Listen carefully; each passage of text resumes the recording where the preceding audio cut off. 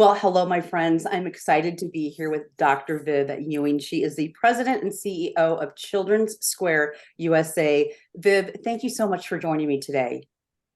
Thank you, Andy, for the invitation. I'm glad to join you today. We have some exciting news to share. You do. You've got an amazing event coming up here on November 2nd. And before we get into the event details, let's just talk a little bit about Children's Square USA and what your mission is and who you serve. That's a really good question. Children's Square is 140 years old, 140. And our mission is really building a brighter future for children and families. The services we provide include a children's emergency shelter, early education childhood center, foster care, aftercare, psychiatric services for youth, outpatient services for youth. Those are some of the major ones that we have in place. We have in-home services called behavior health intervention that we go into the home and provide services for families and children there in terms of skill building, helping to prevent issues from becoming big problems. And we also have a special education school on our campus as well. And I know too, it has an interesting, just briefly tell us about the beginning. I love this story about how it even came to be. Yes, the origination is really quite interesting. Back in 1882, a gentleman approached Pastor Lemon and his wife Florence to take in 3 little children. The gentleman was from the community. He had lost his job. The community had just suffered a pandemic. Prior to that, there was a flood in the area, a major flood. So the economy was bad. There was a lot of sickness and illness. So his wife had passed away 2 days before Christmas. And so he approached the pastor and wife and said, would you take these children? And after much debate, the pastor finally said, yes, we'll take them in, thinking it was temporary, but the man never came back. Yeah. Fast forward over time, more people heard about that and started bringing children in to the pastor and wife. And finally, they had to get a building big enough to hold all these children that were coming. And so back in those days, there was something called the orphan train. And so orphans would come in from other cities, a lot of times from the East Coast, and ended up right in Iowa near Children's Square. So some of those kids came to the campus. It wasn't a campus back then, but it was an orphanage. And then over time, it evolved into what it is today, full wraparound services for children and families. Yeah.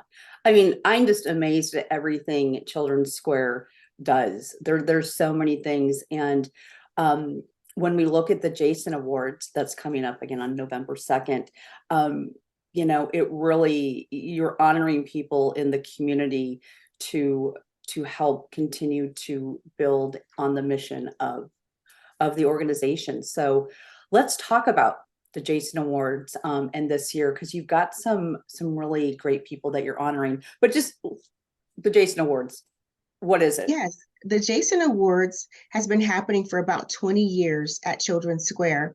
It's an annual banquet where we recognize individuals who've dedicated a lifetime to helping children and families in the community. This year, we've got 3 wonderful individuals who've been selected for the Jason Award, and that includes Project Harmony, who has a strong reputation in the community nationally and actually internationally of helping children. And Jean Klein will be accepting the award on behalf of Project Harmony. Margaret Goodnow, who is a huge community leader. She spent a lifetime helping children, helping them get on the right track, making sure they had food, making sure they had clothing, teaching them life skills, a wonderful community leader. And then also Pete Tulipana, who's the former CEO of the Iowa West Foundation, who's done tremendous work in the community to make the community better for families and for children. And during the awards, so is this a Thursday night? Is it a Thursday evening? It's a Thursday night, and we're having a reception at 5:30. And we will be offering beverages and mingling and a chance to meet the award recipients. And we'll Yeah. also be doing some photography at that time. And then the actual banquet, the dinner starts at 7. We will be having a live auction to raise money for our programs and services at Children's Square. And where is this event taking place at? It's taking place at the beautiful Mid-America Center in Council Bluffs. Yeah, and I've been to this event, I mean, many times. And again, it's just such a beautiful evening, and you just feel just the contribution that it does make to the community, and also honoring these individuals. I would agree. Yeah. So if people can't attend, how can they support Children's Square? Yes, several ways. If a person cannot attend, they can certainly make a donation online at childrensquare.org. They can also be a sponsor of the event. We have sponsorship levels at 500, 1,000, and 5,000. Or you can just come by the office and make any type of contribution, or even volunteer for the days leading up to the Jason Awards, where we're assembling materials and that kind of thing. But yes, there's plenty of ways people to get involved and to help, even though they can't attend in person. Right. And outside of the event, do you need volunteers throughout the year? You know what we do, Andy? Thank you for bringing that up. Children's Square needs volunteers all year long. We do need volunteers for the Jason Awards. We need volunteers to help assemble centerpieces, to help set the room up, to tear the room down at the end. But throughout the year, we do need volunteers to help us in the office. Sometimes we need help with painting. Sometimes we need help moving materials from one part of the campus to the other. Sometimes it might be small construction projects or just typing letters, but there's a variety of projects where individuals, organizations, and companies can bring teams to come and volunteer. That's wonderful. So again, just encouraging everybody to look at their calendars for November 2nd. The website, tell me the website. The website is basically just children'ssquare.org. That's You easy. don't have to put, you don't even have to put www, just children'ssquare.org. Yeah, and there's so much information on your website about the event, but about everything that you do. So, well, anything else you want to add before I let you go?